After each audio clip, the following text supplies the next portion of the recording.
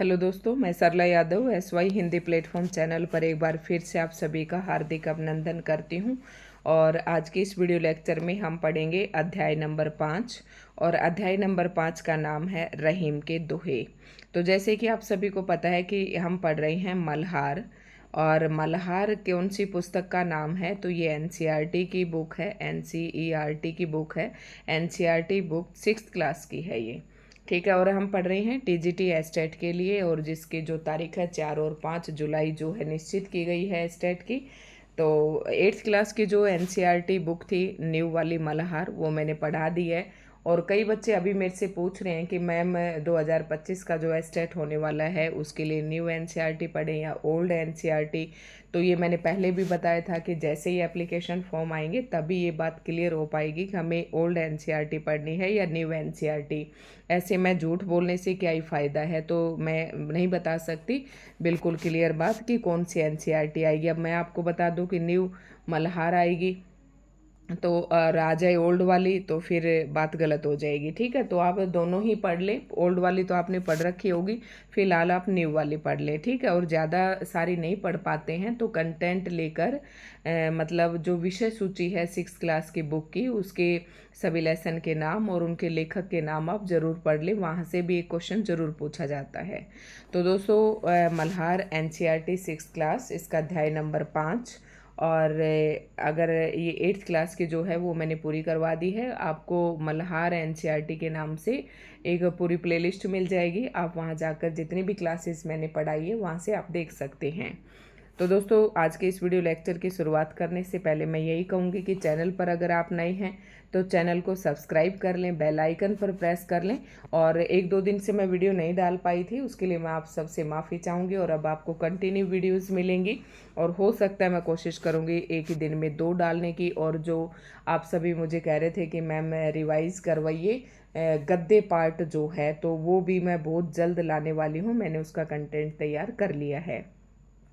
तो इसमें जैसे कि अध्याय का नाम है रहीम के दोहे, तो आप सभी को पता है इसके लेखक, इसमें आप दोहे पढ़ेंगे और दोहों का जो लेखक है वो रहीम रहने वाले हैं, ठीक है। अब इसमें आप देख सकते हैं नीचे जो है लेखक का नाम दिया हुआ है अब्दुल रहीम खान खाना, ठीक है। और ये नाम भी आप सभी ने सुन रखा होगा। तो दोस्तों, एक एक जो दोहा है इसमें से आपसे कैसे प्रश्न पूछे जा सकते हैं। आपको पेपर में कोई भी पंक्ति दी जा सकती है और उस पंक्ति के बारे में आपसे पूछ सकते हैं कि ये पंक्ति किसकी है। तो इस तरीके से आपको थोड़ा सा ध्यान से पढ़ना है, ठीक है। तो दोस्तों, SY हिंदी प्लेटफॉर्म के नाम से मेरा टेलीग्राम चैनल है, आप उसे सर्च करके ज्वाइन जरूर कर लें। तो सबसे पहला ही दोहा है, रहीमन देखी बड़ेन को लघु ने दीजिए डारी। तो बड़ेन मतलब बड़ा, लघु का मतलब होता है छोटा, और डारी का मतलब छोड़ देना। जहाँ काम आवे सुई कहा करे तलवारी। तो सुई आप सभी जानते हैं जिसे हम सीलते हैं, और तलवार का भी आप सभी को पता है। तो यहाँ पर रहीम ने ये कहा है, रहीम जी ये कहना चाहते हैं कि कभी भी हमें बड़े को देखकर, जो छोटे की मतलब बड़ी अगर महत्ता किसी चीज़ की आपके सामने है, तो आपको लघु यानी कि जो चीज़ छोटा है उसे तुच्छ समझकर हमें नहीं छोड़ देना चाहिए, या उसे छोटा समझ के नहीं छोड़ना चाहिए। क्योंकि यहाँ पर रहीम जी इसके कहने का भाव ये है कि बड़े की अपनी महिमा होती है, अपनी महत्ता है, और लघु जो चीज़ है, जो छोटी चीज़ है, उसका अपना महत्व है। कहने का मतलब ये है कि हर जगह पर जिसका जो काम है उस जगह पर उस चीज़ की अहमियत होती है। जहाँ काम आवे सुई सुई, तो रहीमदास जी कहते हैं, जैसे इन्होंने उदाहरण दिया है कि जो काम सुई कर सकती है वो तलवार नहीं कर सकती, और जो तलवार कर सकती है वो काम सुई नहीं कर सकती। तो ये तो नहीं है कि अगर हमारे हाथ में तलवार है तो हम सुई को फेंक देंगे। दोनों का, सुई बहुत ही छोटी है, तलवार बड़ी है, और लेकिन दोनों का महत्व जो है अपना अलग अलग है।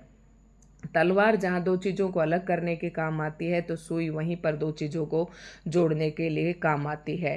तो सुई से जो काम कर सकते हैं वो हम तलवार से नहीं करते। अर्थात यहाँ पर रहीम जी के कहने का भाव ये है कि हर चीज़ की अपनी अपनी जगह पर अपना अपना महत्व होता है। तो हमें बड़े को देखकर कभी भी छोटे को नहीं छोड़ना चाहिए, ठीक है। तरवर, नेक्स्ट जो दोहा है वो है, तरवर फल नहीं खात है। तरवर मतलब होता है वृक्ष, कि वृक्ष कभी भी अपने फल नहीं खाता है। सरवर पीन पान। सरवर का मतलब होता है सरोवर जिसके अंदर पानी होता है। सरोवर कभी भी अपना पानी नहीं पीता। कही रहीम पर काज हित। आगे रहीमदास जी कहते हैं काज का मतलब काम और हित का मतलब होता है दूसरे की भलाई के लिए। संपत्ति का मतलब होता है धन दौलत और संचय का मतलब होता है जोड़ना या इकट्ठा करना और सुजान का मतलब होता है सज्जन लोग। तो यहाँ पर रहीमदास जी कहते हैं कि जो सज्जन लोग होते हैं वो अपने संपत्ति का जो संगठन है, मतलब जो संपत्ति इकट्ठी करते हैं या जोड़ते हैं, वो हमेशा दूसरों की भलाई के लिए ही काम आती है। मतलब दूसरों की भलाई के लिए ही अपनी संपत्ति का प्रयोग करते हैं जो सुजान लोग हैं, जो सज्जन लोग हैं। ठीक उसी प्रकार से ये अपनी संपत्ति का दूसरों की भलाई में प्रयोग करते हैं। जिस प्रकार तरवर वृक्ष अपने फल खुद नहीं खाता और सरवर अपना पानी खुद नहीं पीता, ठीक उसी प्रकार से सुजान लोग अपनी संपत्ति खुद के लिए इकट्ठी न करके दूसरों की भलाई के लिए करते हैं। तो उम्मीद करती हूँ कि आप सभी को इसका भाव भी समझ में आ गया होगा और इसका अर्थ भी समझ में आ गया होगा। आगे है रईमन धागा प्रेम का, मत तोड़ो चिटकाई, टूटे से फिर ना मिले गांठ परी जाए। बहुत ही आसान है, आप सभी को पता है। रहीमदास जी कहते हैं कि धागा प्रेम रूपी जो धागा है हमें उसे कभी भी नहीं तोड़ना चाहिए। मत तोड़ो छिटकाए, उसको हमें किसी भी छोटी मोटी बात पर कभी भी उसे नहीं तोड़ना चाहिए, क्योंकि वो धागा एक बार अगर टूट गया, टूटे से फिर ना मिले, मिले गांठ परी जाए। कहता है कि एक बार अगर प्रेम रूपी धागे को आपने तोड़ दिया तो वो जुड़ेगा नहीं, और अगर जुड़ भी जाएगा तो उसमें गांठ पड़ जाएगी। ठीक उसी प्रकार से हमारे आपसे रिश्तों के बात में है। जहाँ पर भी जिससे भी आपको प्रेम है, बेटा हो, बेटी हो, पति हो, पत्नी हो, तो जो भी प्रेम है, या दुनिया हो या संसार हो या जीव जंतु या पशु पक्षी, कुछ भी हो, किसी के प्रति भी किसी को भी कोई भी प्रेम हो सकता है, तो उस प्रेम को हमें कभी भी छोटी मोटी बातों से अनबन करके उसे कभी भी नहीं तोड़ना चाहिए। क्योंकि अगर वो प्रेम का रिश्ता एक बार टूट गया तो जुड़ना मुश्किल है, और अगर जुड़ भी गया तो उसके अंदर गांठ जरूर पड़ेगी। ठीक है। नेक्स्ट जो दोहा है वो है रहीमन पानी राखिए बिन पानी सब सून, पानी गए न उबरे मोती मानस चून। सबसे पहले तो इन दो पंक्तियों में आपसे प्रश्न पूछा जा सकता है कि इसमें कौन सा अलंकार है। तो दोस्तों इसमें श्लेष अलंकार है। श्लेष का मतलब होता है चिपका हुआ, यानी कि जहाँ पर एक ही शब्द के अनेक अर्थ निकले, तो यहाँ पर पानी के जो अर्थ हैं वो अलग अलग बताए गए हैं। तो यहाँ पर रहीम जी कहते हैं कि रईमन पानी राखे बिन पानी सब सून। तो पानी का मतलब यहाँ पर कई तरीके कई मतलब हैं। पानी का मतलब यहाँ पर इज्जत भी है। तो रहीमदास जी कहते हैं कि मनुष्य को अपने पानी यानी कि पानी को संभाल कर रखना चाहिए। अगर पानी खत्म हो गया, बिना पानी के सब कुछ सूना है, तो उस तरीके से भी आप लगा सकते हैं। जैसे पानी गए न उबरे, अगर पानी एक बार इसका अर्थ देख लेते हैं। अगर पानी एक बार चला गया, उबरे यानी कि पानी एक बार खत्म हो गया, तो मोती की कोई महत्व नहीं है, मनुष्य का कोई नहीं है, और चून का भी महत्व समाप्त हो जाता है। इसका मतलब है कि मनुष्य को पानी यानी कि पानी हमारे पीने के काम भी आता है। मोती की कोई महत्व नहीं है पानी के बिना, और मनुष्य का तो ख़त्म ही हो जाएगी ज़िंदगी पानी के बिना। और चून जो हम लगाते हैं, खाना खाते हैं, उसमें भी पानी का बहुत ही महत्व है। तो मनुष्य कहते हैं, रहीमदास जी कहते हैं कि हमें पानी को बनाए रखना चाहिए, क्योंकि एक बार पानी अगर ख़त्म हो जाता है तो बिना पानी के सब कुछ आपको सूना लगेगा। ठीक है, ये आप अर्थ समझ गए होंगे। और इन पंक्तियों में जो है श्लेष अलंकार का प्रयोग किया गया है।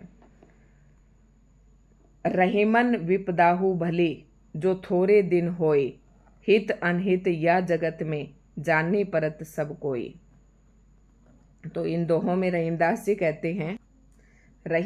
कहते हैं विपदा का मतलब होता है कोई भी मुसीबत या संकट।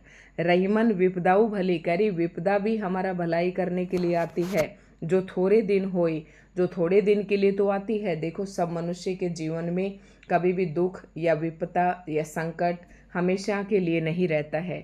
जो थोड़े दिन के लिए आता है, लेकिन वो भी हमारे लिए बुरा नहीं होता है, वो भी हमें कुछ ना कुछ सिखा कर जाता है। तो रहीमदास जी कहते हैं रईमन विपदाहु भली, विपदा भी भली होती है जो थोड़े दिन होए, जो थोड़े दिन के लिए आती तो है सभी के लाइफ में।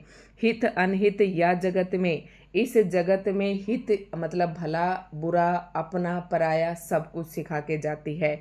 जानी परत सब कोई, जिससे आप सब कुछ जान सकते हैं कि विपदा के समय कौन आपकी सहायता करता है, कौन आपके साथ निभाता है, कौन आपके साथ में खड़ा है। ये सब हमें सिखा के जाती है। विपदा यानी कि संकट या जो मुसीबत जीवन में आता है वो भी हमारा भला ही करके जाता है, जो हमें इस संसार का हित और अहित, क्या भला है क्या बुरा है, उसका ज्ञान करा कर जाता है।